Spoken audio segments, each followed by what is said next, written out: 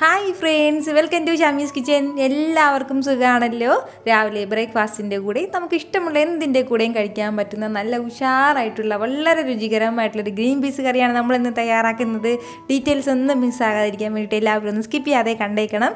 കൂടെ തന്നെ നമ്മുടെ ഈ ഷമീസ് കിച്ചൻ ചാനൽ ഇതുവരെയും സബ്സ്ക്രൈബ് ചെയ്യാത്തവരാണെന്നുണ്ടെങ്കിൽ, അല്ലെങ്കിൽ ഇത് ആദ്യമായിട്ടാണ് കാണുന്നതെങ്കിൽ പ്ലീസ് ഒന്ന് സബ്സ്ക്രൈബ് ചെയ്തേക്കണേ. എന്നാൽ ശരി, നമുക്ക് വേഗം വീഡിയോയിലേക്ക് പോകാം. അപ്പോൾ നമ്മുടെ ഈ ഗ്രീൻ പീസ് കറി തയ്യാറാക്കിയെടുക്കാൻ വേണ്ടിയിട്ട് ഞാനിപ്പോൾ ഒരു കുക്കർ ഒന്ന് അടുപ്പത്തേക്ക് വെച്ചിട്ടുണ്ട്. അതിലേക്ക് ഫസ്റ്റ് നമുക്ക് ചേർത്ത് കൊടുക്കേണ്ട കാര്യമാണ് ഗ്രീൻ പീസ്. ഞാനിപ്പോൾ ഇതുപോലെ ഒരു 1.25 കപ്പ് അളവിൽ ഗ്രീൻ പീസ് എടുത്തിട്ടുണ്ട് കേട്ടോ. അതായത് നമ്മുടെ ആവശ്യത്തിനനുസരിച്ചിട്ട് നമുക്ക് എടുക്കാവുന്നതാണ്. എന്നിട്ട് നല്ലതുപോലെ വെള്ളത്തിലിട്ട് കുതിർത്തെടുക്കണം. രാവിലെ തയ്യാറാക്കാനാണെന്നുണ്ടെങ്കിൽ തലേദിവസം രാത്രിയിലെ വെള്ളത്തിൽ കുതിർക്കാനിടാം. അല്ലാന്നുണ്ടെങ്കിൽ രാത്രിയിലത്തേക്കാണെന്നുണ്ടെങ്കിൽ രാവിലെ ഇട്ടിരുന്നാലും മതിയാവും. വൈകുന്നേരം കറക്റ്റായിട്ട് റെഡിയായിട്ടുണ്ടാവും. അപ്പോൾ 2-3 വെള്ളത്തിലൊന്ന് കഴുകിയതിന് ശേഷം നമുക്ക് കുക്കറിലേക്ക് ചേർത്ത് കൊടുക്കാം. കൂടെ തന്നെ നമ്മുടെ ഗ്രീൻ പീസ് മുങ്ങിക്കിടക്കാനും ആവശ്യമായിട്ടുള്ള വെള്ളം കൂടി, ഒരുപാട് വെള്ളം ചേർക്കേണ്ട ആവശ്യമില്ല. ഇനി ഇതിനോടൊപ്പം വേണ്ടത് ഒരു 1/2 ടീസ്പൂൺ അളവിൽ മഞ്ഞൾപ്പൊടിയും ആവശ്യത്തിനുള്ള ഉപ്പും കൂടിയാണ്. ഇത് രണ്ടും കൂടി ചേർത്ത് കൊടുത്തതിന് ശേഷം നല്ല രീതിയിലൊന്ന് മിക്സ് ചെയ്തെടുക്കണം. ഇനി നമുക്ക് വേണ്ടത് ഫ്ലെയിം ഒന്ന് മീഡിയത്തിൽ വെച്ചിട്ട് ഒരു 3 വിസിൽ വരുന്നത് വരെ ഇതിങ്ങനെ ഒന്ന് വേവിച്ചെടുക്കാം.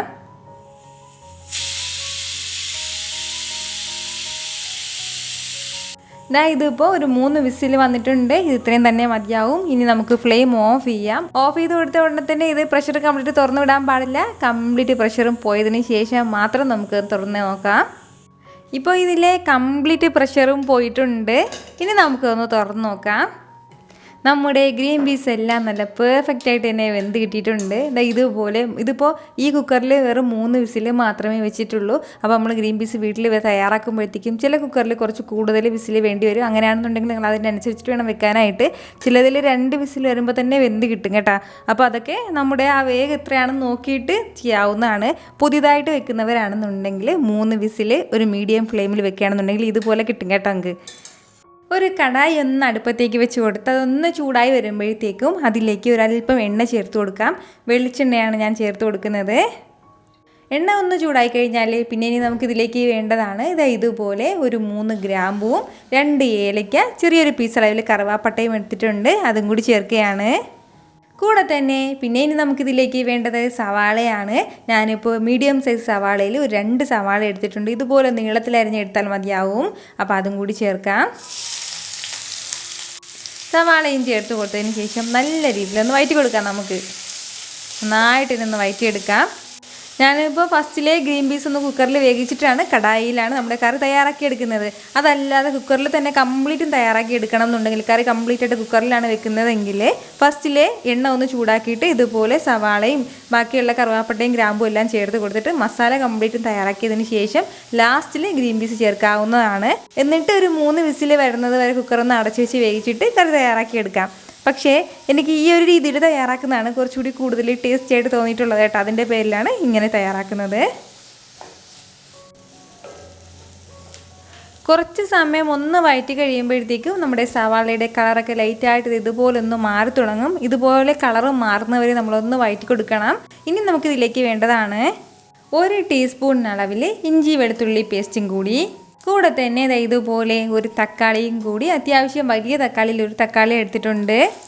ഇനി നമുക്കിതിലേക്ക് വേണ്ടത് നമ്മുടെ എരിവിനനുസരിച്ചിട്ടുള്ള പച്ചമുളകും കൂടിയാണ്. അപ്പോൾ നമ്മൾ ഇതിലേക്ക് എരിവിനായിട്ട് ചേർക്കുന്ന ഈ പച്ചമുളകാണ് കേട്ടോ. കൂടെ തന്നെ കുറച്ച് കറിവേപ്പിലയും കൂടി. മസാല ആയിട്ട് നമുക്കിതിലേക്ക് അധികം ഒന്നും വേണ്ട. ഒരു 1.5 ടീസ്പൂൺ അളവിൽ പെരുംജീരകം പൊടിച്ചത്. കൂടെ തന്നെ ഒരു 1/4 ടീസ്പൂൺ അളവിൽ ഗരം മസാല പൊടിച്ചതും കൂടി.